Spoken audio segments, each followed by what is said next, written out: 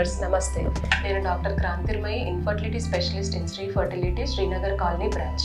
ఇవాళ మనం recurrent pregnancy loss గురించి తెలుసుకుందాం. అసలు రికరెంట్ ప్రెగ్నెన్సీ లాస్ అంటే ఏంటి, ఆర్ రాదర్ ప్రెగ్నెన్సీ లాస్ అంటే ఏంటి? గర్భం దాల్చినప్పటి నుంచి 24 వారాలు పూర్తయ్యే లోపల అబార్షన్ అయితే దానిని ప్రెగ్నెన్సీ లాస్ అంటాం. ప్రెగ్నెన్సీ లాస్ 2 కన్నా ఎక్కువ సార్లు జరిగితే అప్పుడు రికరెంట్ ప్రెగ్నెన్సీ లాస్ అంటాం. ప్రెగ్నెన్సీ లాస్ మొదటి 3 నెలల్లో జరిగితే ఫస్ట్ ట్రైమిస్టర్ ప్రెగ్నెన్సీ లాస్ అంటాం. అదే ప్రెగ్నెన్సీ లాస్ 4 నుంచి 7 నెలల లోపల జరిగితే దాన్ని సెకండ్ ట్రైమిస్టర్ ప్రెగ్నెన్సీ లాస్ అంటాం. అయితే రికరెంట్ ప్రెగ్నెన్సీ లాస్ యొక్క కారణాలు ఏంటి? ఫస్ట్గా చూసుకుంటే ఏజ్ ఫ్యాక్టర్. ఫీమేల్ పార్ట్నర్లో వయసు 35 ఇయర్స్ అండ్ అబోవ్, అలాగే మేల్ పార్ట్నర్లో 40 ఇయర్స్ అండ్ అబోవ్ ఉంటే రికరెంట్ ప్రెగ్నెన్సీ లాస్ కామన్గా ఉంటుంది.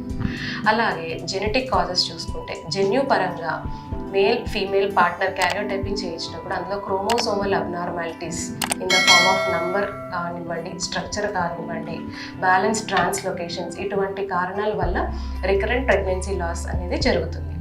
అలాగే ఎనటామికల్ ప్రాబ్లమ్స్ అంటే యూట్రస్లో డెవలప్మెంట్ ప్రాబ్లమ్స్ లాంటివి, సెప్టేట్ యూట్రస్ లేదా బైకార్నియేట్ యూట్రస్ లేదా ఫైబ్రాయిడ్ యూట్రస్, సో ఇలాంటివి ఉన్నప్పుడు రికరెంట్గా ప్రెగ్నెన్సీ లాస్ జరుగుతుంది. సెప్టేట్ యూట్రస్ అంటే యూట్రస్లో అడ్డుగోడ వల్ల ప్రెగ్నెన్సీ ఇంప్లాంట్ అవ్వడానికి ప్రాబ్లం అయ్యి అబార్షన్ జరుగుతుంది. అలాగే బైకార్నియేట్ యూట్రస్లో బేబీ అకామిడేట్ చేసుకోవడానికి స్పేస్ సరిపోక అబార్షన్ అవుతుంది.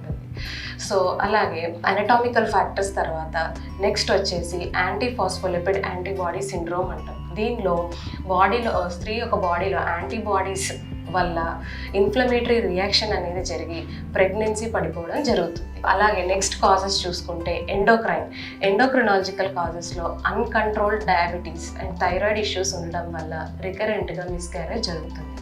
అలాగే ఇమ్యూనలాజికల్ ప్రాబ్లమ్స్ ఉండడం వల్ల బేబీకి మదర్కి సఖ్యత కుదరక ప్రెగ్నెన్సీ లాస్ అనేది జరుగుతుంది.